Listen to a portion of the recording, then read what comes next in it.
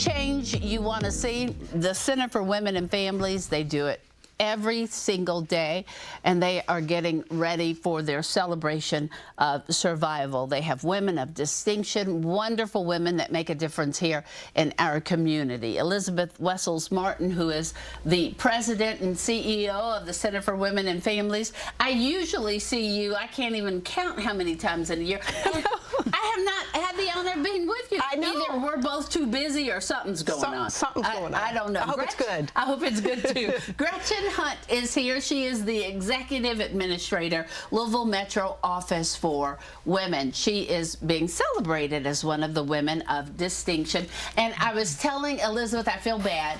I don't have my Women of Distinction pin on. I like to wear my pin to show that I am part of this wonderful group of women. We're so proud to have you, Gretchen. Thank you. How's it feel for you? How's that feel? It's very powerful. It's circling round because I began my career at the Center for Women and Families 23 years ago, accompanying immigrant survivors. So it's it's a profound honor to join this group and to join the company of such incredible women like yourself, like Maddie Jones, Tina Ward Pugh, and others. Yeah, and so Maddie Jones, that's a powerful lady right there. Yes. I mean, Mother Jones, she's just wonderful, and Tina will have a chance to talk.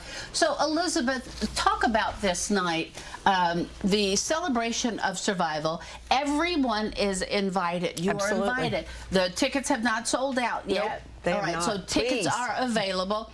It's a great night. It's a beautiful night. It's such a It is a powerful night. I just said that and I got chills. Yes. It is a powerful night. Talk about that evening. It is a powerful night. It's not only a night in which we are going to celebrate 5 women who've done incredible things in our community and contributed so much. Gretchen and Maddie and Tina, Judge Vicki Carmichael and Danny Capel. So wonderful things. But it's also an opportunity to hear from a survivor. And this year, we're hearing from a mother and a daughter. A woman who was at the center, her daughter was at the center when she was a little girl. Her daughter's gone on to do amazing things and still involved with the center.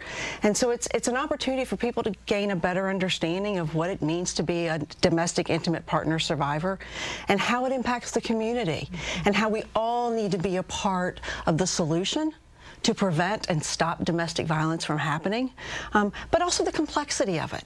So it is a very powerful night, and I hope everyone will come. It's on a Saturday night this year, on March 11th, at the Melwood Arts Center. We are charging because it's a fundraiser. You know, everything the center does is free. Absolutely, and I mean, you all have so many needs there. Yes. I mean, so many needs. They are taking care of women and children.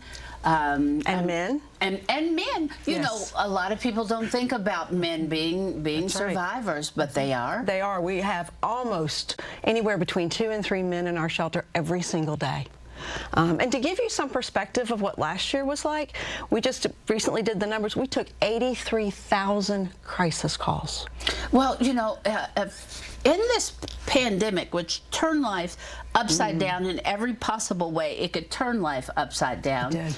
If you were struggling in any type of way, whether it was domestic violence or addiction or depression or whatever it was going to be, it was going to ramp it up by 10,000. Absolutely. Absolutely, and we definitely saw that. And we're still seeing some of the fallout from that, of people who lived in those situations but were not able to get help at the time that are reaching out to us now.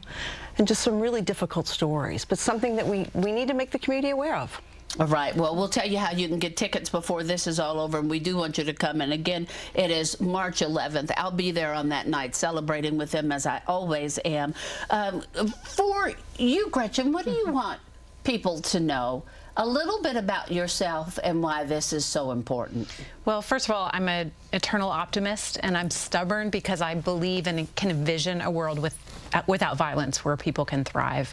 And so what people need to know is whether it's in their workplace, in their family, in their community, if they can be doing things to protect individuals in their lives, they can prevent violence. And it's so important to me because we continue to do this work. You know, when the Office for Women was founded over 30 years ago, one of the first things that galvanized action of then Director Marcia Roth was a murder-suicide that was actually my teacher at the time. And it impacted me as a student, it impacted the community. It led to a lot of reforms like VINE protective order and VINE victim notification.